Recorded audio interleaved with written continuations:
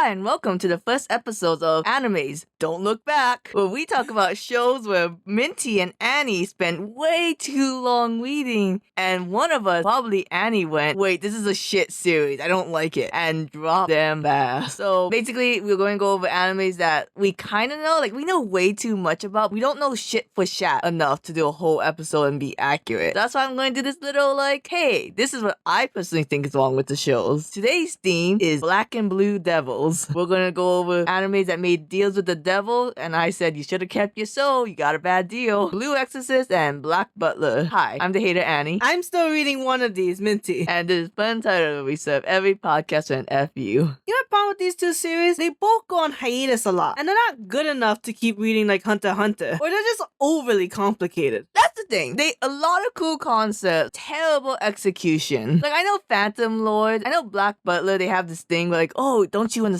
We did several arcs where like we deal with the dead. The Grim Reapers are up to something. But guess what, Black Butler? I don't have enough time in the day to give a shit about your generic plot about bringing people back to life. The problem with Black Butler is that they do it like supernatural, where the plot will come in some of the arcs. And it's like, if you're not putting the main plot in every arc, I'm gonna forget. Alright, let's deal with the first anime in the Black and Blue Devils, Black Butler. If you don't know Black Butler, it's about a little boy in England who's like, I work for the queen and I have a butler who's one hell of a butler. And he's like, oh yes, I'm the devil. I'm the literal fucking devil. And the only reason why I am the devil is so I can do Mary Sue shit and you guys cannot complain. That never made sense, that he was gonna be his butler to one day eat his soul. And it's like, you already fulfilled the promise. What the fuck are you waiting for? I think they had a lot of cool moments in the beginning, specifically the Jack the Ripper arc and the curry cooking arc. I don't know. I love the curry arc. Yeah, you know, it's like, and then you get to the later arcs of like, this is my personal opinion because Minty's still reading it. You get to the werewolf arc and the idol arc, and you're just kind of like, okay, so we're kind of doing the same shit over and over again, but this time we introduce new crazy concepts to keep the readers reading. I didn't like the idol one. That one was just stupid. That was just a lot of like running around in circles. The werewolf was okay. I liked the school one. The school one was fun. I don't know why. They go in infiltrated school. They meet like the 4 leaders of the Harry Potter houses. Perfect. And I think at one point they have to defeat them in cricket. They play cricket. I don't know if they defeat them in cricket. The Indian guys are like such fun characters. They really like to fuck Cecile Phantom Heist, which you've never said his name. You just said Little England Boy. Well, fine. Cecile Phantom Hive and Sebastian Michaelis. I think that's how you say his name. What I hate about this series is that Cecile has these fantastic servants who are very funny and skilled at what they do and have traumatic passes, but they're like never in the story. I was gonna say the same thing. I was gonna say in the circus arc, they were really cool. They defended the household. The circus arc is super good. Yeah, but in like, from what I've seen, doesn't matter. They only exist inside that house. And I don't even know what the cook's whole thing is. Like, oh, I can't cook. Why did they give me this job? To be fair, none of them can do their job. I think that was the whole point. Except Tanaka. But why not like switch it around sometimes, you know? Like, did Baltroy really go, I want to cook. Leave me in the kitchen with all that flour. How else are they gonna get better? I know Finian definitely was like, I was locked inside an institution for so long. Why did I give him such a deep voice? I was locked in an institution. I want to touch grass. But surely we could switch Maywin and Baltroy together and maybe make Baltroy wear a maid dress. Oh yeah, have Mayrin, who can't see, cut herself with a knife. Okay, obviously there's such an easy solution to this and we never do it. We put all her tools at the end of very long sticks. So better does the end of a very long stick because she's farsighted. We'll reorganize the house to make the kitchen 3 times as long. They have the money. Nothing in the middle of the kitchen. Now, this is what we're going to spoilers territory. I do want to talk about this because at one point they did the most anime cliche thing about how Cecile Phantom Hive had a secret twin brother and he actually took the twin's identity and was living his life as the twin. This is what I'm at in the manga when they find that out. And that they had to go to the Chinese guy in his like drug lair and they gotta go, I don't know what to do. And they're gonna like bring down the real Cecile Phantom Hive. I was just like, hey, creator of Black Butler, no one questioned they kidnapped this witch kid, sacrificed them to the devil, and then he made a contract with said devil. We didn't have to add the twin. We didn't have to add the rape. We didn't have to do any of this. Whoa. Yeah, it's like subject matters, like, but what a trigger warning or something. Because like, I don't know why, there's a weird time in my life where anime is just like, for shock value, was like, and this person was R-word. It's like, why? And they're all kids. Well, do you know the payoff of like what happens after they find out that the real Cecile Phantom Hive is alive? I don't. I have no idea. Well, the only payoff like is just that the fake Sand Phantom Hive has to go on the run. He's on the lam. And that's as far as I read before going like, I cannot stand this series. I didn't even know you read that far. I thought you stopped way earlier and you just know spoilers. The only arc I skipped was the werewolf arc just because I couldn't fucking stand it. I'm sorry to the little girl in the cool robot suit. I just could not stand it. I didn't understand what was going on. Oh, there's that really cute scene at the end with her butler. Her werewolf butler? Yeah. So she's like, Banku. I think he was gonna like sacrifice himself and let her escape on the train, but they didn't let him die. It was very cute. And then we lost an Indian butler. Oh, dude, don't even. No, okay, yeah. That's the thing. A lot of cool moments, you know? Like, I really like the part where in Jack the Ripper, it was a female doctor who was doing it the whole time. She was jealous that other people could have kids. But like, it didn't really meant anything in the end. I like stumbled my way through that sentence. I am still reading it. I think overall it's a good story. Because when you read the first volume, the plot-wise, really shitty, but it's so beautiful. It's like the most beautiful manga you're gonna read because it's so ornate, so highly decorative. And who doesn't love like that Victorian, overly fashionable outfit? I think that's the problem, but Black Butler and Blue Exorcist both trick us with gorgeous, stunning art. You know, you're right. Blue Exorcist actually does really good art when they want to. Holy shit, these people are like so detail-orientated. Okay, moving on to this other series that I probably can talk a little bit more about just because that's such a dumpster fire. Black Butler had the crime of being boring. This had the crime of being way too complicated. Blue Exorcist is a story about a boy named Rin Okumura who's like, I'm living my day at an orphanage. I'm living my day as an orphan. And then he realizes he's the son of the devil. And he's like, well, shit. Now I'm going to have to join this exorcist order so that they don't kill me. What really sucks is that the first chapter you meet his dad, who's also a priest. His name is Shiro. And he's like, in one chapter, you just fall in love with this guy, and then he dies. Like, what the fuck? Rin's like, he meets Satan who kills his orphan father. And he's like, you may have been my father, but you weren't my daddy. I think one of the main problems is that Rin's powers are so pathetically weak. Because this is an action shonen. I know like most people are like, oh, maybe they don't need the greatest powers, you know. But like in an action shonen, you gotta give the good guys good powers. But from what I read, which was a good 10 volumes, Rin and his shitty friends all have the worst powers. And it's like, oh, but they're students. Okay, make someone else the main character then. You know, honestly, I hope one fucking day, anime stray away from schools or they're learning shit. Because I get that it's an easy narrative to explain things to the readers because, oh, you're learning with the student. But it's so goddamn boring to watch them. And when they do succeed, it's super OP. Like, the only one that gets away with it really is My Academia. Sometimes it gets away with it too. Yeah, kinda. Because they're not really students, though. Oh yeah, because My Academia is so easy, right? Just to be like, hey, they're all super cool, but they have room to improve. I don't know, they just do it right. Because in Blue Exorcist, there's 5 classes, and I don't know the official names, but basically, Knight, you have a sword, Dragoon, you have a gun, you're the guy who say Bible verses until demons explode, Arya, you're a summoner where you summon demons, and then you're a doctor that makes like concoctions to fight demons. Or you heal. And so Rin is obviously a knight, and he's like, I have a sword that can light on fire, and everyone's afraid of me. His brother Yuki, I have a gun that shoots things, but not in a cool or special way. I just have great aim. You have his shitty friends who's like, oh, we was part of a Buddha school, so we can say Bible verses. We'll say it during one sleepover, and then that's it. Because it's not very interesting watching us read through the whole Bible until we find the correct verse. It could be if a guy made his own verses. That's true. If the author made his own cool verses. Yeah. And then you have the 2 girls, because of course the girls have technically the weakest class. Being like, we summon demons. That way we don't have to break a nail. male. Unless you got big, gigantic boobies, then you can have a sword that comes out from your titties. And have her fall in love with an old man. Because, of course, we can't have a cool female character that's not in love with an older man. Who was she in love with? She was in love with Shiro. Oh, shit. Yeah. Oh, no, and now she's after his babies.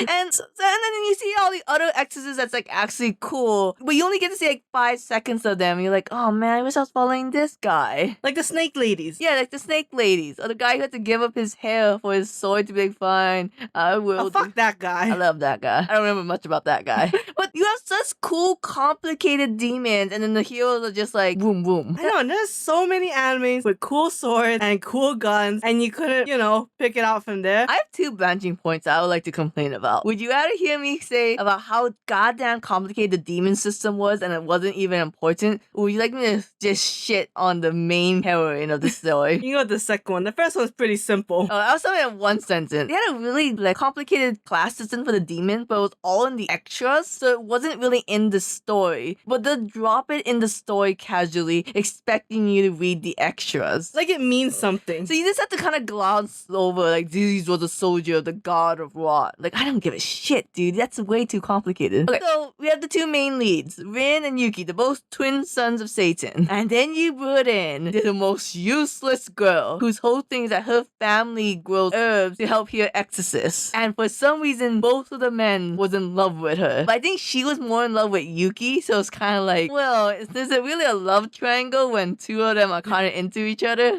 Yes. And she was so useless. All she did was summon a little green guy, and she's like, the scene I remember the most is like, I need this one plant. I don't know what you call it because I'm so quirky. I have my own name. Little green giant. Can you make Karaba? And he's like, ah! And summons the plant. Yes, that's it. It's like, that's aloe, you dumb bitch. You didn't know what aloe? And then she loses a connection with him for a bit, so she's like, oh, now I guess I'm just here for moral support. You got this, Win. You got this, Yuki. Woo! It's like, wow, really putting the useless and useless heroine, aren't you? And then later on, she has to fight the Satan. Okay, there are a lot of sons of Satan. The principal's brother, whatever his name was, she had to fight him in order to get her powers back. But we don't really talk about that. Yeah. I don't remember that. Was that after the Kyoto arc? It's a little after the Illuminati arc. Oh, I stopped after Kyoto arc. Yeah, well, you didn't have to go through the horrors of the 7 mysteries of the school then.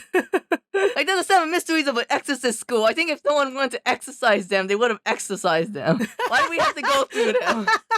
That's kind of true, huh? They didn't do Toilet Bound Hanako style. That reminds me, Toilet Bound Hanako-kun, they're going to come out with a box set of the 10 volumes. I would like to buy that. Does it only have 10 volumes? Well, no, but I don't know then. It comes in a really nice collectible box where it looks like Hanako-kun's stall. Oh, okay. Hell no. I love the coloring style. I'm not asking for permission, that series bitch. sucks. It does. And we did an episode on the first season already. You did a very nice thumbnail. I did. I hope season 2 never comes out. I can't recreate that. But anyway, I digress. What do you think about Shami? Because normally I hate the shonen female protagonist, so I'm always biased. Oh no, I don't like her either. She's used to, all they talk about is how big her boobs are. And I never really liked the Japanese girls that looks like a blonde ditzy American. Like, what the fuck is with this stereotype going all around the world? I like the other girl, Izumo. Oh yes, I thought she was sassy. And yeah, didn't read her in the Illuminati arc. The hiatus was so big, so terrible, that I just couldn't get back into the Illuminati arc. Because if you kept reading after every hiatus, you'd have to keep rereading so you'd know what happened, and that just took up way too much time. I feel like that's the problem of Detective Conan. They're like, we're gonna have 100 chapters in between every time the story progresses, so I hope you remember. There's gotta be a list out there that's just of the important plot points of Case Closed. Because I would reread those chapters to remember, Akai dead? Akai alive? I don't know. Which characters did you actually like in Blue Exorcist? Because I have literally only one guy I like, and he's on thin ice. I only like Ryuji, the guy with the, what do you call it, mohawk? Yeah. Because he had high morals, and he looked like a punk, but he was really just a very diligent student who just didn't respect his dad and just wanted to look like a punk because he wanted to look the opposite of a monk. But he was actually a very good student who tried his best. Meanwhile, I like his slacker friend, Renzo, who was part of the Illuminati. He was a double agent. It's I don't remember that. It's fine, don't worry about it. Literally, I can only remember 1 or 2 chapters from Illuminati because I remember Izumo and her mom mom in the wheelchair and that he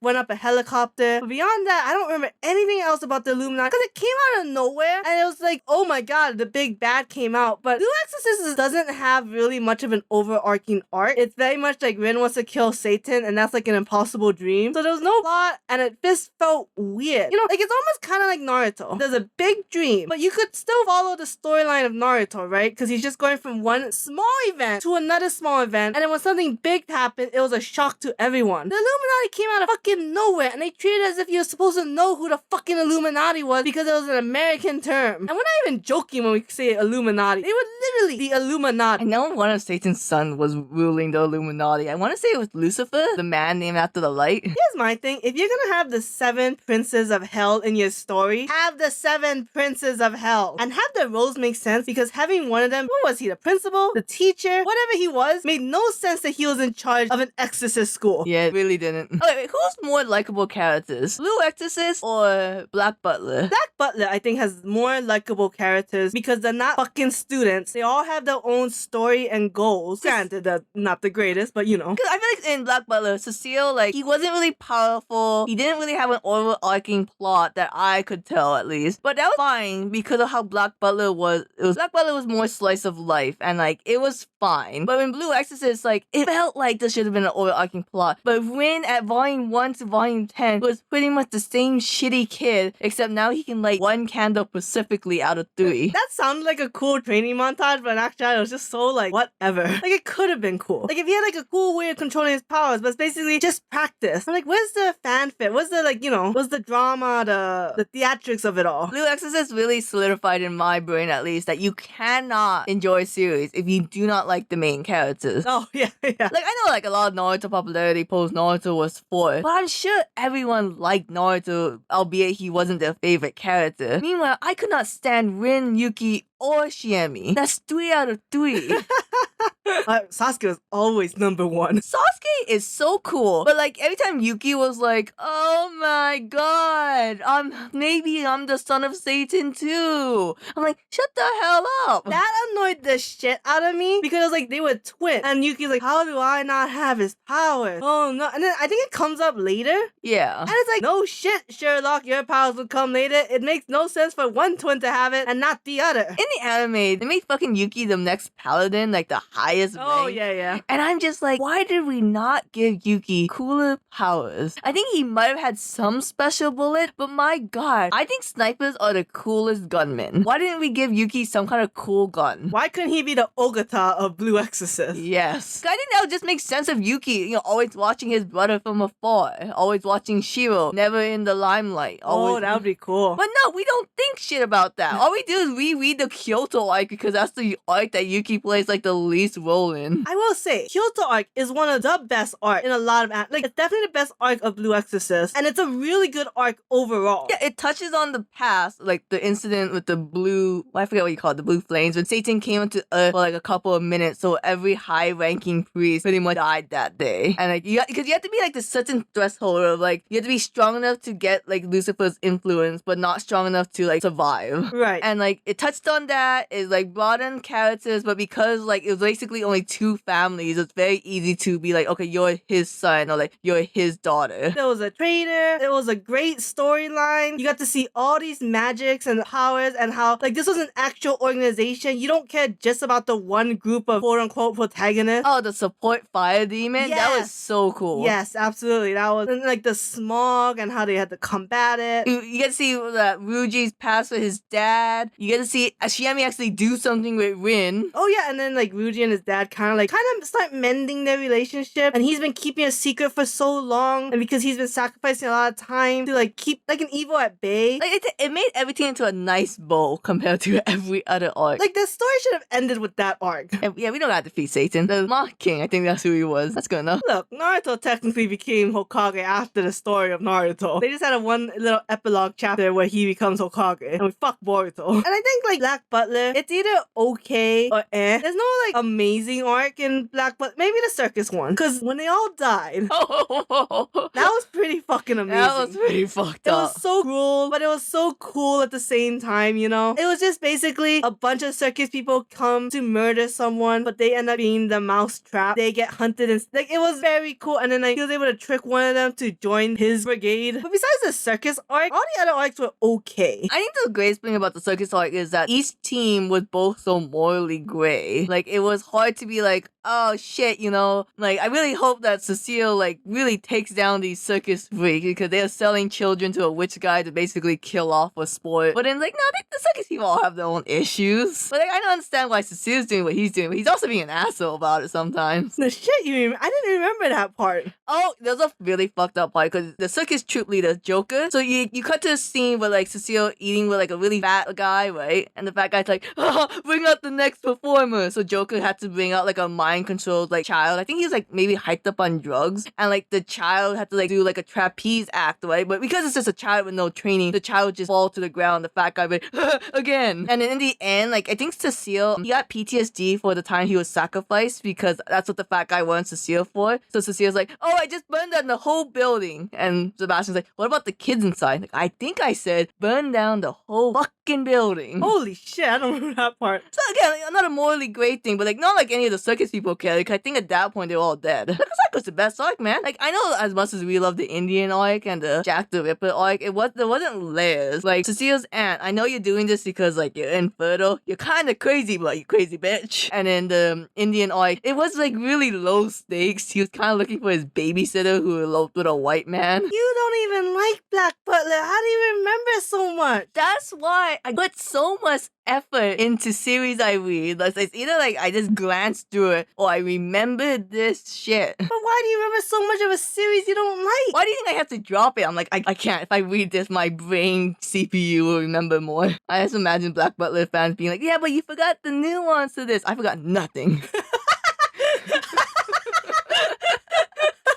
Why do you use your memories for evil? So that's our thing about why we hate Blue Exorcist and Black Butler. If I had to sum it up, too complicated but doesn't develop the right things, and the characters weren't likable. Blue Exorcist, just read from beginning to Kyoto arc, because you gotta know the backstory. Yeah, and don't watch the anime. No, don't watch the anime. Well, you can watch the Kyoto arc. When Rin and Yuki's grandpa comes, put it down. Put down the remote. And don't watch the movie. We'll talk about the Blue Exorcist movie real fast. Never. God, no. They grabbed one train OVA, one train side chapter from the manga. They expanded it in like the worst way.